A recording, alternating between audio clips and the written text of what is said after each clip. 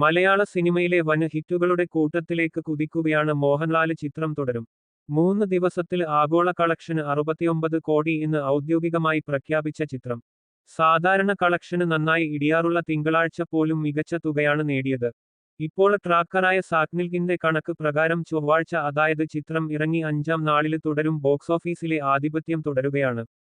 6.50 കോടിയാണ് ഇന്ത്യയിലെ ചിത്രത്തിന്റെ ബോക്സോഫീസ് നേട്ടം.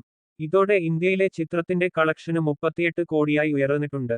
ചിത്രം ഈ വാരത്തില് തന്നെ ഇന്ത്യന് കളക്ഷന് 50 കോടിക്ക് മുകളില് നേടും. ഇത്തരത്തില് പോയാല് റിലീസ് ദിനത്തില് ചിത്രത്തിന്റെ ആഭ്യന്തര നെറ്റ് കളക്ഷന് 5.25 കോടിയായിരുന്നു. രണ്ടാം ദിനത്തില് വന് അഭിപ്രായം ലഭിച്ചതോടെ ഇത് 8.6 കോടിയും, ആദ്യ ഞായറാഴ്ച ഇത് 10.5 കോടിയായും വർദ്ധിച്ചു. തിങ്കളാഴ്ച ചിത്രം 7.15 കോടിയാണ് നേടിയത്.